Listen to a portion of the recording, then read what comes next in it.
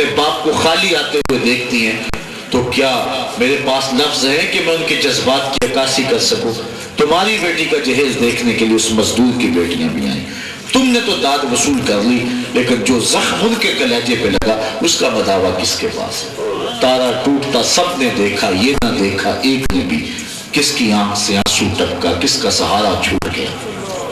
کاش کہ ہم نے معاشرے کے ان محروم اور پسے ہوئے طبقوں کو بھی دیکھا ہوتا۔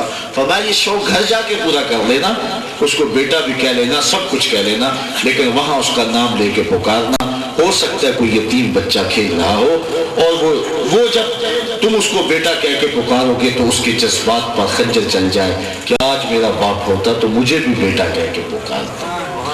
حضرت عمر رضی اللہ تعالیٰ عنہ روایت کرتے ہیں کہ مسجد نبوی ہے، حضور بیٹھے ہیں، ایک بوڑھی خاتون آئی، اس نے دروازے پہ کھڑے ہو کے حضور کو ہاتھ سے اشارہ کیا، آ کر اس کی بات سننے کے لیے دروازے پہ چلے گئے۔ ہمیں اس عورت کا رویہ اچھا نہ لگا۔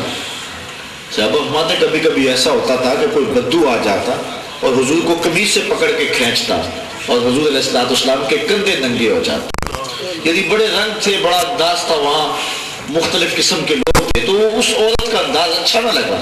اس نے حضور کو بلایا لیکن حضور چلے گئے۔ پھر اس نے کہا جی میں نے آپ سے کوئی بات نہیں کرنی۔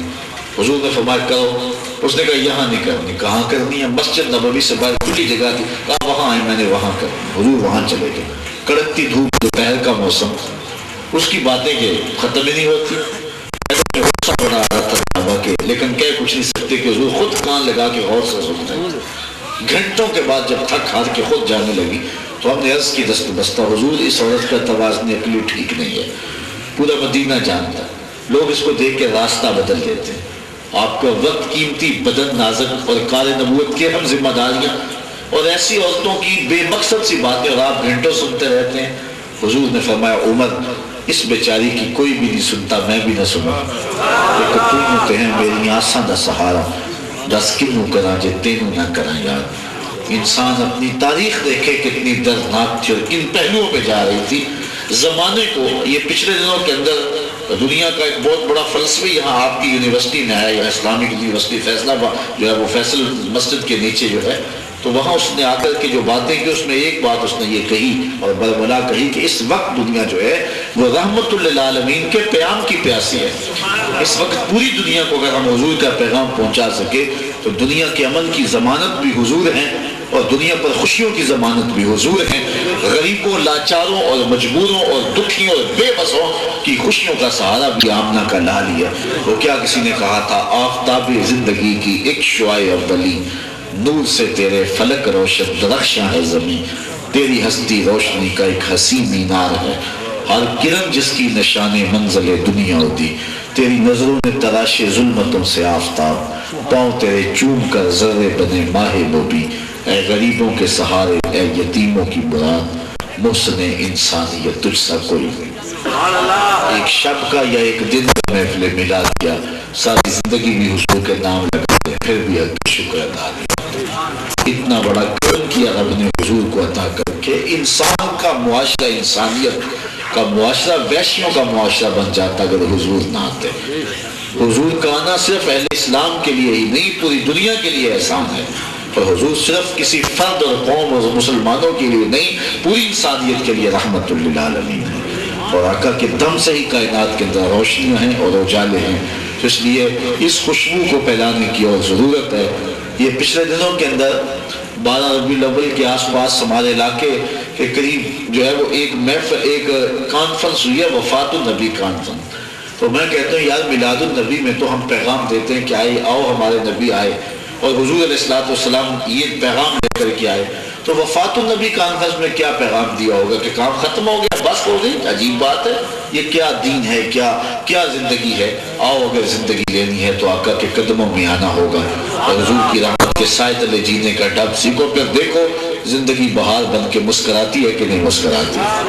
تو ہم سارا سال اس بات کا احساس رکھتے ہیں کہ حضور تشریف لائے، اللہ کا کرم ہوا، لیکن ربیع الاول کے موسم میں یہ احساس اور زیادہ بڑھ جاتا ہے۔ میرا خیال ہے کہ شاید آج ربیع الاول کی آخری شب بھی ہو، لیکن ربیع الاول کی آخری شب ہو یا نہ ہو، یہ پیغام ایسا ہے کہ مہینے اور دنوں پر نہیں بلکہ یہ پورے زمانوں پہ پھیلا ہوا ہے، اور یہ میرے رب کا وعدہ ہے وَلَلْآخِرَةُ خَيْرٌ لَكَ مِنَ الْأُولَى، محبوب ہر آنے والی گھڑی تیری عظمتوں کے ڈنکے بجاتی ہوئی آئے گی۔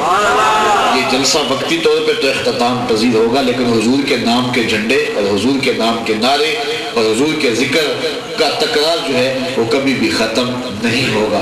ہم نے بادشاہوں کے اتنے تذکرے نہیں ہوتے دیکھے جتنے آمنہ کے لال کے ہوئے۔ کون کسی کو یاد کرتا ہے اور کس کے پاس وقت ہے کسی کو یاد کرے؟ میاں صاحب بولتے ہیں جنہ بات جو ایک پل نہیں سا جیتے اور شکلہ یاد نہ رہے۔ اور اگر مشتاق یوسفی کا لہجہ آپ دیکھیں تو اس کا انداز بڑا منفرد ہے۔ وہ کہتا ہے مٹ گیا مشتاق دل سے رنگ یاد رفتگاں، پھول مہنگے ہو گئے قبریں پرانی ہو گئی۔ لیکن 14 صدیاں بیت گئیں، نہ تو درودوں کے پھول مہنگے ہوئے نہ گنبد خضرا کا رنگ پرانا ہوا۔ کائنات کا ایک گوشہ حضور کے ذکر سے چمک رہا ہے۔ اعلیٰ حضرت نے کیا خوب کہا، فرش پہ تازہ چھیڑ چھاڑ، عرش پہ طرفہ دھوم دھام، کان جدھر لگائیے تیری ہی داستان۔ اللہ آپ کے جذبوں کو مزید طاقت اور حرارت نصیب فرمائے۔ منتظمین جلسہ کو آج کے اس اجتماع کے انعقاد پر برکتیں دے۔ جو کہا جا سکا اللہ اسے قبول فرمائے، کوئی خطا سازد ہوگی اللہ معاف فرمائے۔ کار ما آخر شدو آخر زما کار نشد، مشت خاک مار غبار کوچہ یار نشد، وآخر دعوانا الحمدللہ۔